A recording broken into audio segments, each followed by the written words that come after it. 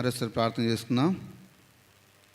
ప్రేమ నమ్మకంలో ప్రేమైన పరలోక తండ్రి, జీవం లేసి ప్రభా, సాయంకాల సమయంలో మరొకసారి నీ సన్నిధి చేరవడానికి తండ్రి, నిస్వరం వేయడానికి, ముఖదర్శనం చేసుకోవడానికి తండ్రి, మాకు ఇచ్చిన ధన్యతను బట్టి ఎగుదిని బట్టి ఉన్నాను ప్రభా. అనేకులు తండ్రి సమయాన్ని తండ్రి నిర్లక్ష్య పెట్టి ప్రభా తండ్రి ఎంతో నష్టపోయేవారుగా ఉంటున్నారు ప్రభా. మేము మంచి వాళ్ళమని కాదు, కానీ కేవలం నీ కృపలో దాచబడిన వారమై ప్రభా, నీ యొక్క తండ్రి కృపకు తండ్రి పాత్రలమై ఈ విధంగా తండ్రి చేరడానికి ప్రభా, మీరు చూపించిన దయాన్ని బట్టి, కనికరాన్ని బట్టి, మంచితనాన్ని బట్టి ఉన్నా తెలుస్తున్నాం ప్రభా. పాటల ద్వారా ఇంతవరకు నా మయపరుస్తూ వచ్చినారు తండ్రి. నిజంగా తండ్రి ప్రభా, మా కొరకు సమస్తం మీరు ఇచ్చిన వారుగా ఉంటున్నారు తండ్రి. అయితే ప్రభా, మేము మా సమయం ఇవ్వలేకపోతున్నాం, మమ్మల్ని సమర్పించుకోలేకపోతున్నాం తండ్రి, ఏమి కూడా ఇవ్వలేకపోతున్నాం ప్రభా. తండ్రి రీతితో క్షమించండి ప్రభా, దయ చూపిస్తున్నారండి ప్రభా. నీ సన్నిధిలో తృప్తి చేత తండ్రి, నీ సన్నిధిలోని సంతోషం చేత, నీ సన్నిధిలోని ప్రభా ఆనందం చేత తండ్రి, నీ సన్నిధిలోని వాక్యం చేత మమ్మల్ని తృప్తిపరచరమ్మని నడుచున్నాం ప్రభా. తండ్రి నీ మాటలు మాకు అనుగ్రహిస్తారండి. నీ సులోచన నన్ను మరుగు చేసుకోండి, వ్యర్థమైన మాట పలకకుండా నన్ను భద్రపరుస్తున్నామని మరోసారి నీ రక్తప్రోక్షణ తెచ్చుకుంటూ మమ్మల్ని అందరినీ ప్రభా నీ కృపకు అప్పచెప్పుకుంటూ యేసుక్రీస్తుని ప్రార్థించి వేడుకుంటున్నాను మా తండ్రి, ఆమేన్.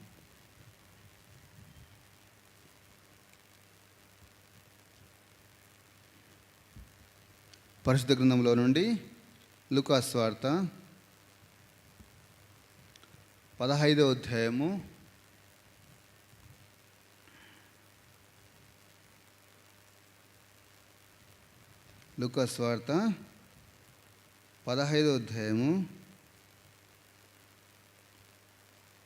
11-12 వచనాలు కలిసి చదువుకుందాం. 11 నుంచి 32 వరకు చదవాలి. అయితే మనకు తెలిసిన భాగం కాబట్టి 2 వచనాలు మాత్రం చదువుకుందాం. మరియు ఆయన ఇట్లనెను, ఒక మనుషునికి 2 కుమారులు ఉండిరి. వారిలో చిన్నవాడు, తండ్రి ఆస్తిలో నాకు వచ్చు భాగం ఇమ్మని తన తండ్రిని అడగగా అతడు వారికి తన ఆస్తిని పంచిపెట్టాను. దేవుడి వాక్యం మన కొరకు దీవించునుగాక. ఇక్కడ 3 ఉపమానాలు ఉంటున్నాయి కదా.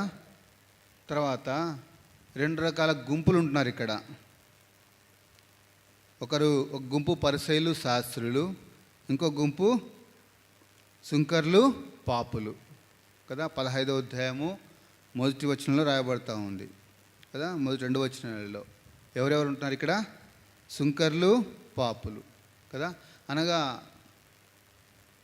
2వ గుంపు చేత త్రోసివేయబడిన వారు. 2వ గుంపు ఎవరు ఇక్కడ? పరిసయ్యులు, శాస్త్రులు. వీళ్ళు ఎటువంటి వారు? వాక్యము, ధర్మశాస్త్రము మాకు తెలుసు, మేము ఎవరితో చెప్పించుకోవాల్సిన అవసరం లేదనేవారు అన్నమాట. అంతేకాకుండా ఎప్పుడు కూడా యేసు ప్రభు వాక్యం చెప్పేటప్పుడు తప్పు పట్టాలని చూసేవారు వీళ్ళు. అయితే సుంకర్ల పాపులు ఆ విధంగా కాదు. వారు ఎలా పోగొట్టుకొనబడినది ఎంతది? 1%. 2వ ఉపమానంలో 10 వెండి నాణ్యాలు ఉన్నాయి. ఎన్ని నాణ్యాలు పోయినాయి? 1 నాణ్యం పోయింది కదా. మొదటి ఉపమానంలో 100 గొర్రెలు ఉంటున్నాయి, 1 గొర్రె తప్పిపోయింది. అక్కడ పోగొట్టుకొనబడినది లాస్ ఎంత అంటే 1%. తర్వాత 2వ ఉపమానంలో 10 వెండి నాణ్యములు ఉన్నాయి, దాంట్లో 1 వెండి నాణ్యం పోయింది. ఇక్కడ ఎంత లాసు? 10%. మొదటి ఉపమానంలో 1%, 2వ ఉపమానంలో 10%. 3వ ఉపమానంలో ఎంతమంది ఉన్నారు? 2 ఉన్నారు. 2లో 1 తప్పిపోయినాడు. ఇక్కడంత లాసు 50% కదా. 1% నుంచి ఎంత పోయింది? 10% పోయింది లాస్. 10% నుంచి 50% పోయింది అన్నమాట కదా. పెరుగుతూ వచ్చింది ఇక్కడంతా కూడా. అంతేకాదు 4 సువార్తలు కూడా ఎంతో ప్రత్యేకమైనవి. ఇవి 4 సువార్తలు కూడా ఎంతో ప్రత్యేకమైనవి. ప్రకటన గ్రంథంలో 4 జీవులను చూస్తాం. మొదటి జీవి సింహం వంటిది, 2వ జీవి దూడ వంటిది, 3వ జీవి మనుష్యుని ముఖం వంటి ముఖం గలది, 4వ జీవి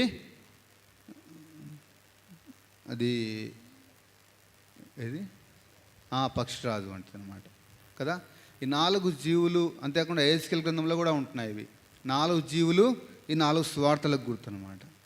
అట్లయితే మొదటి జీవి సింహం కదా, అనగా రాజు. అది మత్తయి సువార్తలో ప్రభువుని యేసుక్రీస్తు వారు సింహముగా కనిపిస్తాడు. రెండవ జీవి దూడ వంటిది అనమాట, అనగా సర్వీస్, సేవకుడు అనమాట. మార్కు సువార్తలో ప్రభువుని యేసుక్రీస్తు వారిని సేవకునిగా చూపిస్తారు. అంతేకాకుండా మార్కు సువార్తకు చాలా ప్రత్యేకతలు ఉన్నాయి. పేతురు దగ్గరుండి రాపించినాడని చెప్తారు చాలామంది. మార్కు సువార్తను పేతురు దగ్గరుండి రాపించినాడు అంటారు. ఎందుకనగా పేతురు అరామిక్ భాష మాట్లాడతాడు బాగా. అదేవిధంగా మార్కు సువార్తలో కూడా అరామిక్ వర్డ్స్ దాదాపు 7 ఉన్నాయి. అరామిక్ వర్డ్స్ 7 ఉన్నాయి. బోయిన్ ఎర్గెస్ అనే ఒకటి ఉంది, అది మార్కు మాత్రమే రాస్తాడు. తర్వాత ఎఫ్ఫతా అనే పదం వాడతాడు, అది కూడా మార్కు రాస్తాడు. అంతేకాకుండా కొన్ని ఉంటున్నాయి. అంతకన్నా ఎక్కువ ఏంటంటే most busiest gospel is mark అనమాట. అనగా చాలా బిజీగా ఉంటుంది అనమాట మార్క్స్ వార్త అంతా కూడా. చెప్తారా ఎట్లనో? చాలా బిజీ. అందుకే 16 అధ్యాయాలతోనే ముగించినాడు. మత్తయి 28 రాస్తాడు, లూకా 24 రాస్తాడు, యోహాను 21 రాస్తాడు. కానీ మార్కు మాత్రము ఎంతటితో ముగించినాడు? 16తో ముగించినాడు. యేసు ప్రభు మాటల కన్నా యేసు ప్రభు యొక్క కార్యాలను ఎక్కువగా రాస్తారు దీంట్లో. చాలా బిజీయెస్ట్ అనమాట, చాలా బిజీయెస్ట్. ఇమ్మీడియట్లీ అనే పదము 40 సార్ల కన్నా ఎక్కువ రాయబడింది ఇక్కడ కదా. మార్కు సువార్త 1వ అధ్యాయం 12వ వచనము వెంటనే కదా. మార్కు సువార్త 1వ అధ్యాయము 20వ వచనం వెంటనే. తర్వాత 29వ వచనం వెంటనే కదా. చాలా ప్రత్యేకమైనది ఇది. ఇట్లా ఇమ్మీడియట్లీ అంటే వెంటనే స్పీడ్గా జరుగుతూ పోయిందనమాట మార్కు సువార్త. అందుకే దీన్ని ఏమంటారు? మోస్ట్ బిజియెస్ట్ గాస్పల్ అంటారు అన్నమాట కదా. కాబట్టి ఇంకోటి తర్వాత మనం చదివిన భాగానికి వద్దాం. ఇవి చెప్పుకుంటూ పోతే చాలా ఉంటాయి. లూకా మాత్రమే రాస్తాడు ఈ ఉపమానాలు, లూకా మాత్రమే రాస్తాడు కదా. అనేక సార్లు అనేక మంది బోధకుల ద్వారా మనకు వినిపింపబడుతూ వచ్చిన ఉపమానం కదా. మొదటి కుమారుడు, లేదా చిన్నవాడు పెద్దవాడు. ఇప్పుడు మరొకసారి చిన్నవాని గురించే చూద్దాం ఇక్కడ కదా. మరి ఎక్కువ సమయం లేదు, కానీ కొద్ది సమయం మాత్రమే, కొన్ని మాత్రమే మనము పంచుకొని చూద్దాం కదా. ఇక్కడ 2 కుమారులు ఉంటున్నారు. చిన్న కుమారుడు ఏం చేస్తాడు? అంత ఆస్తినంతా సమకూర్చుకొని దూరదేశానికి వెళ్ళేసి అక్కడంతా దుర్వ్యాపారం వలన పాడు చేస్తాడు. తర్వాత మారుమనసు పొంది ఇంటికి వచ్చేవాడుగా ఉంటున్నాడు. మరి సాయంకాల సమయంలో యవనస్తులుగా దేవుడు మనతో ఏం మాట్లాడినా ఉంటున్నాడు. ఈ భాగంలో చూసినట్లయితే కనీసం 7 Ds ఉంటాయి ఇక్కడ. 7 డీలు ఉన్నాయి ఇందులో, 7 డీలు. ఆ చిన్న కుమారుని విషయంలో 7 డీలు వెతుక్కోవచ్చు మనం ఇందులో. మొట్టమొదటి డి ఏం చెప్తుందంటే the dissatisfaction of the younger sun. చిన్న కుమారుని యొక్క అసంతృప్తి అన్నమాట కదా.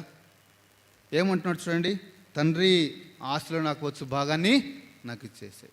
I'm not satisfied with your presence, I'm not satisfied with your, అంటే ఏదైనా కావచ్చు.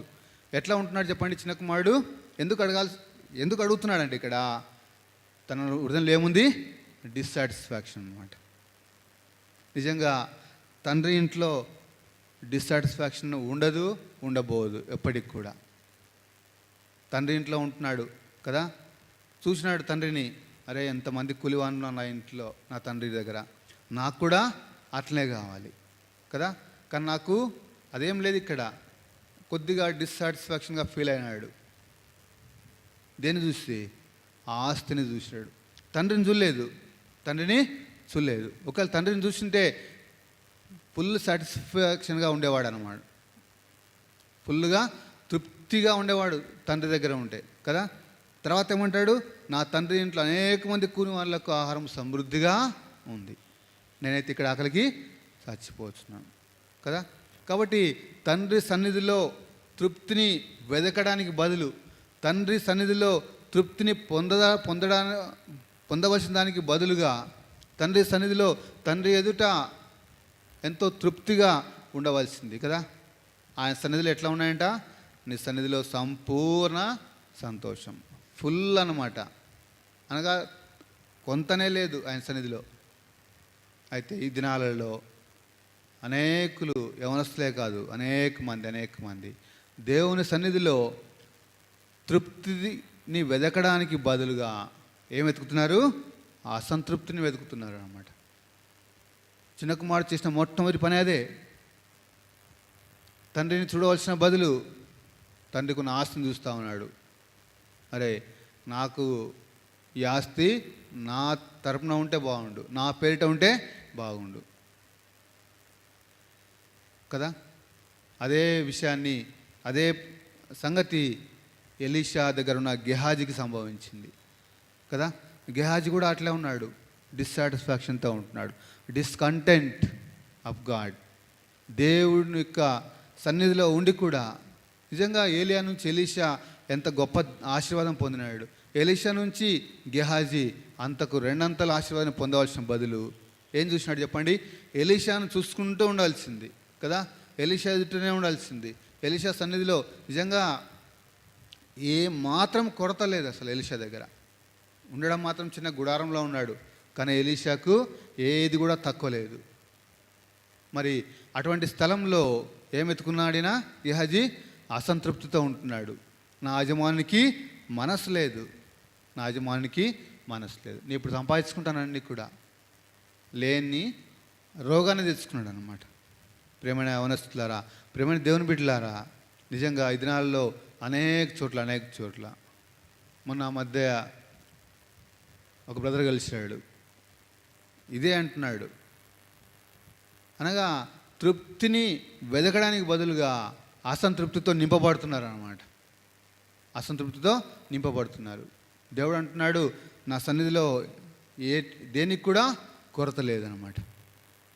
దేనికి కూడా కొరత ఉండదు ఆయన సన్నిధిలో. ఒకవేళ కొరత ఉంది అని అనుకుంటున్నామంటే మనం ఆయన వైపు చూడడం లేదని. నిజంగా దేవుడు గత రాత్రి మాట్లాడుతూ వచ్చినాడు నాతో. నా పరిస్థితి కూడా ఇదే. కొన్ని దినాల కిందట దేన్ని వెతుకుతా ఉన్నాం మనం? దేని వైపు చూస్తూ ఉన్నాం? దేని కొరకు ప్రయాసపడతా ఉన్నాం? నిజంగా అసంతృప్తితో ఒకవేళ ఉన్నట్లయితే ఒక్కసారి మనము ఆయన వైపు చూడాలి.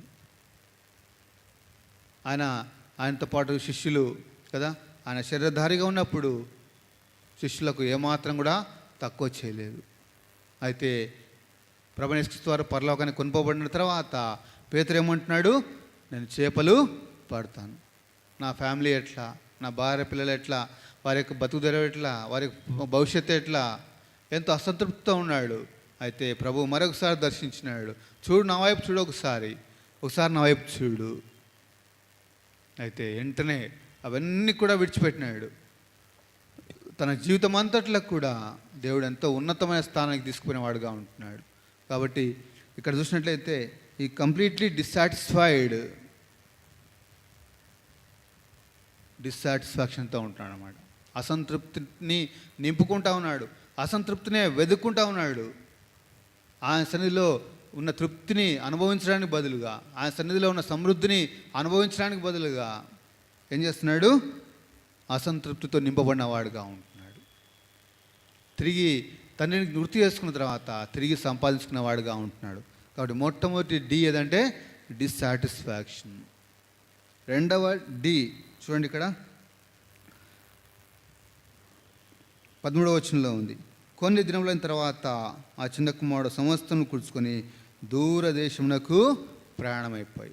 మొట్టమొదటి డి ఎప్పుడైతే మన జీవితంలో వస్తుందో రెండవ డి ఆటోమేటిక్గా రావడానికి అవకాశం ఉంది. The detachment.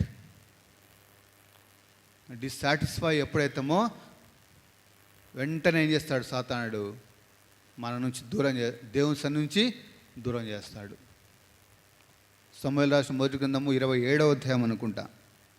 అక్కడ కూడా దావీదు చూడండి, అసంతృప్తితో ఉన్నాడు. అక్కడ కూడా సాటిస్ఫాక్షన్ లేదు ఆయనకు. సమూయేలు రాసిన మొదటి గ్రంథము 27వ అధ్యాయము కదా, మొదటి వచనం చూస్తే ఏమని రాయబడింది?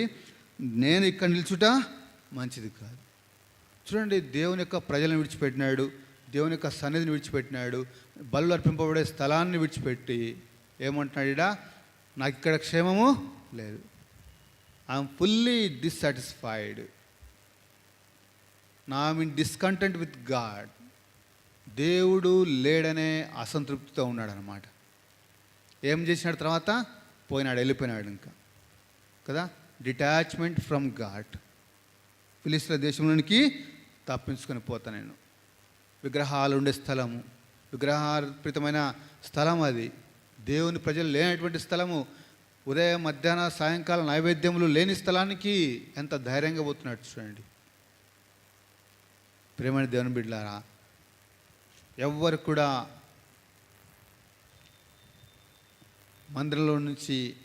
మందిరానికి రావద్దు, మందిరం నుంచి చెప్పాల్సిన అవసరం లేదు. ఏది వెళ్ళగొడుతుంది మనం దేవుని సన్నిధి నుంచి? డిస్సాటిస్ఫాక్షన్ అనేది ఇట్స్ ద మోస్ట్ డేంజరస్. దేవుని సన్నిధి నుంచి వెళ్ళగొట్టేస్తుంది మనల్ని. సౌలు వెళ్ళగొట్టలేదు ఇక్కడ, సౌలు దావీదును వెళ్ళగొట్టలేదు. ఒకవేళ సౌలు దావీదును వెళ్ళగొట్టింటే దావీదు ఏమనేవాలి? లేదు, నేను వెళ్ళను, ఇక్కడే చనిపోతాను, దేవుని ప్రజలు ఉండే స్థలంలో చనిపోతానని అనవలసిన బదులుగా కదా, సౌలు కన్నా డేంజర్ అన్నమాట ఇది. దావీదు జీవితంలో సౌలు కన్నా ప్రమాదకరమైనది ఏంటంటే డిస్సాటిస్ఫాక్షన్ అనమాట. ఇక్కడ చిన్న కుమారుడు చూసినట్లయితే ఏం చేస్తున్నాడు? వెంటనే ఎప్పుడైతే తన జీవితంలో అసంతృప్తితో నింపబడుతూ వచ్చినాడో వెంటనే తండ్రి నుంచి దూరం అయిపోయినాడు అనమాట.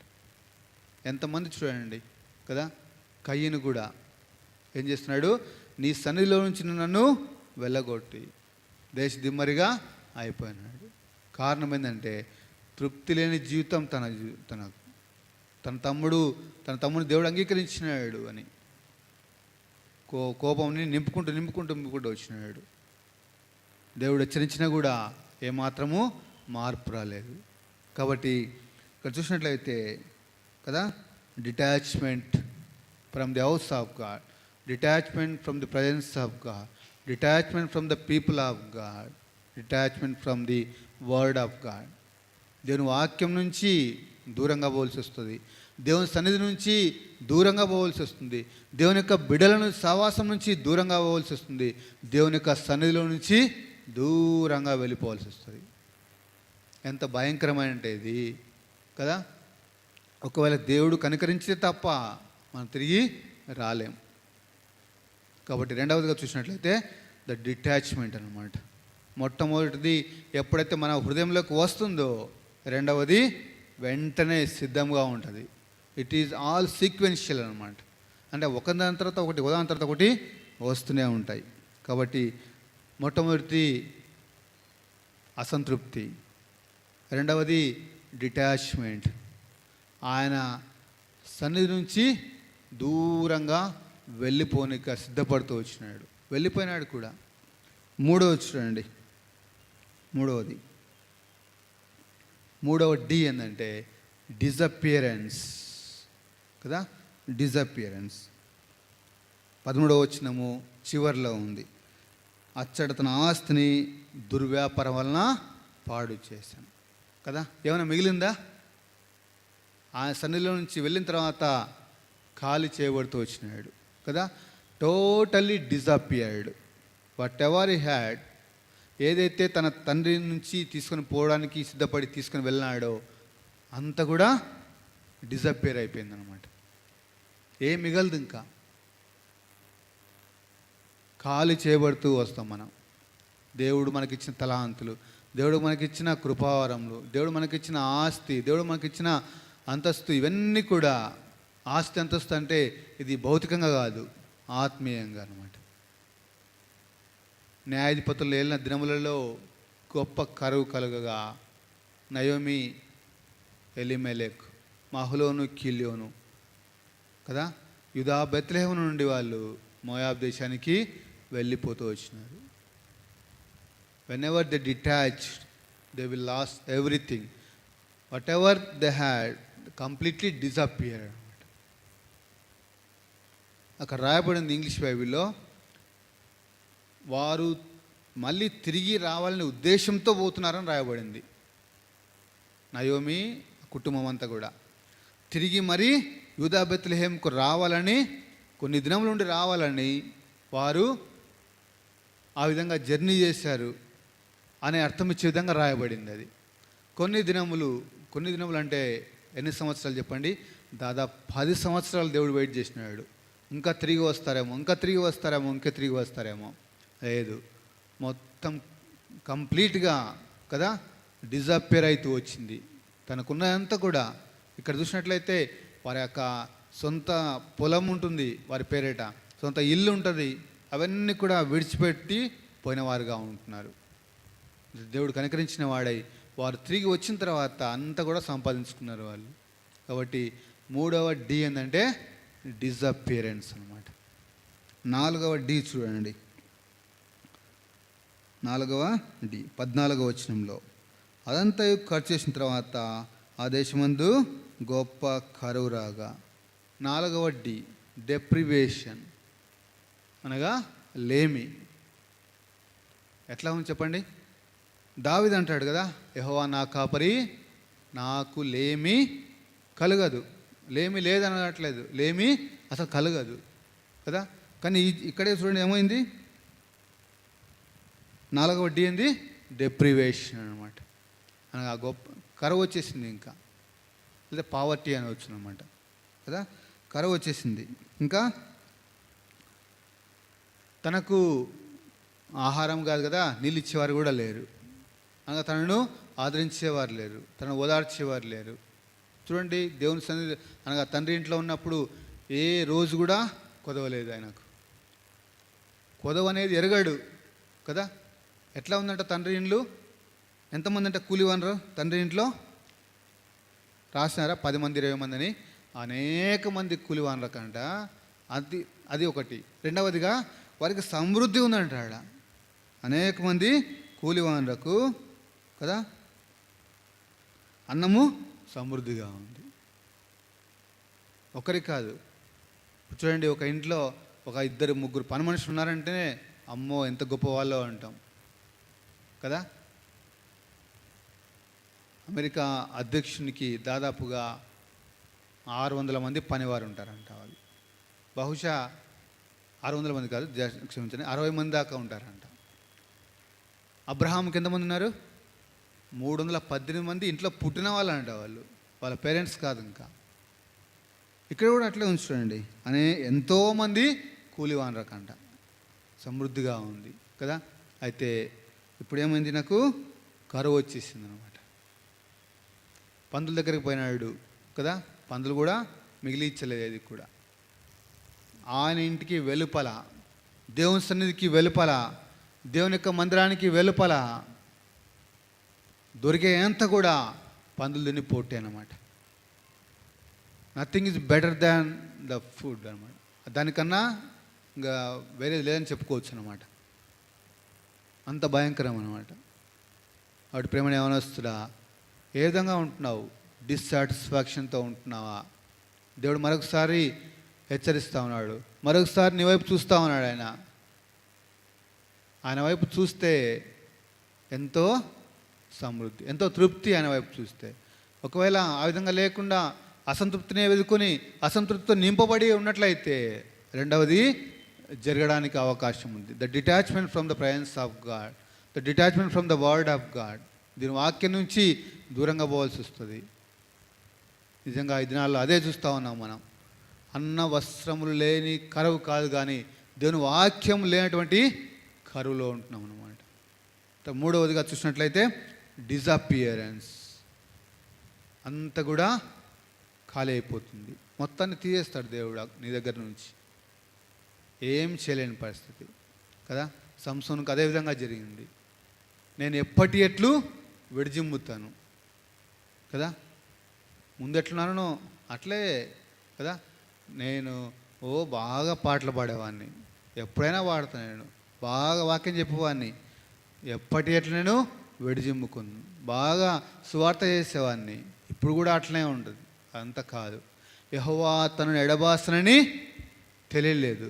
ప్రేమైన దేవుని బిడ్డలారా, దేవుని దగ్గర నుంచి డిటాచ్మెంట్ ఎప్పుడైతుందో, డిస్టెన్స్ ఎప్పుడైతే జరుగుతుందో మనం ఎరగమన్నమాట. అసలు దేవుడు మనతో ఉన్నాడా లేదా అనే విషయం కూడా ఎరగకుండా అవుతుంది.